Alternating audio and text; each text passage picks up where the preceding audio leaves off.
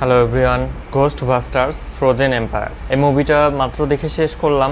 মুভিটা কিন্তু family movie. যদি ঘোস্ট বাস্টার্স আগের মুভিগুলো দেখে থাকেন, এবং স্টোরি মোটেও যে পার্ট 1 পার্ট 2 এরকম না। ঘোস্ট বাস্টার্স কনসেপ্ট যে ভূত ধরবে যারা, তাদের টিমটাকে নিয়ে কনসেপ্ট অনেক আগে থেকে মুভি হচ্ছে এই কনসেপ্টের উপরে। তো সেটা রিসেন্ট মুভিটা হচ্ছে এইটা ফ্রোজেন এম্পায়ার 2024 সালের।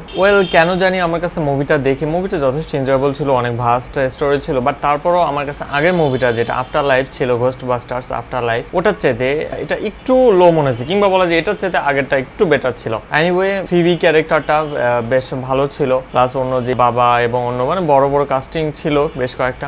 সিরিয়াসনেস বেশ ভালোই ছিল এই মুভিটাতে। ফ্রোজেন এম্পায়ার, ফ্রোজেন একটা ভূতকে দেখানো হয় যে বেশ পাওয়ারফুল একটা ভূত। নাদিম হিসেবে কুমাইলের কাস্টিংটা যথেষ্ট ভালো ছিল, পাকিস্তানি বংশোদ্ভূত কুমাইল হলিউডে অভিনয় করে। তো মুভিটা একটা পর্যায়ে যে আমার কাছে মনে হচ্ছিল এটা মেবি ফ্যামিলি মুভি থেকে মেবি একটু গ্রোন আপ হতে যাচ্ছে, বাট তারপর আমার কাছে ওই ভাইবটা কেন যে মনে হলো, আপনারা যদি মুভিটা দেখেন ওটা মনে হয় কিনা জানাবেন। বাট ফ্যামিলি নিয়ে আপনারা দেখতে পারেন, অ্যাকচুয়ালি আসলে ওই টাইপের কিছু ঘটে না যেটা শো করতে পারেন, কিংবা ওয়ার্ড লাগবে বাচ্চাদের সামনে দেখলে, এরকম কিছুটা ঘটে না। ঘোস্ট বাস্টার্স মুভি অবভিয়াসলি এটা বাচ্চাদেরকে এন্টারটেইন করার জন্যই বানানো মুভি, বাট বড়রাও যে দেখতে পারবে না এটার মধ্যে যে খুব বেশি চাইল্ডিশ ব্যাপারটা মোটেও তা না, সবাই মিলে দেখার মতো। এবং যদি আপনারা বড় থিয়েটারে বড় জায়গায় যায় দেখেন, তাহলে আরো বেশি ফিলটা পাবেন এবং বাচ্চারা যথেষ্ট শিহরিত হবে। এবং এটাতে কিন্তু দু একটা সিন একটু ভূতের একটু ইয়াক টাইপের সিন আছে, তো সেটাও মাথায় রাখতে পারেন। খুব বেশি ভয় পাবে ব্যাপারটা তা না, সাউন্ড খুব বেশি ধামাকা, যে ভয় দেখানোর ধামাকা।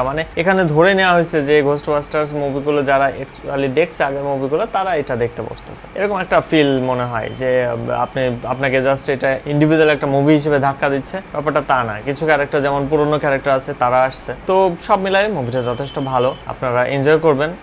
আমার মুভি ভালো লাগলে অবশ্যই লাইক দিবেন, শেয়ার করবেন এবং সাবস্ক্রাইব করবেন। দেখা হবে নেক্সট মুভি রিভিউ এপিসোডে। ভালো থাকবেন সবাই,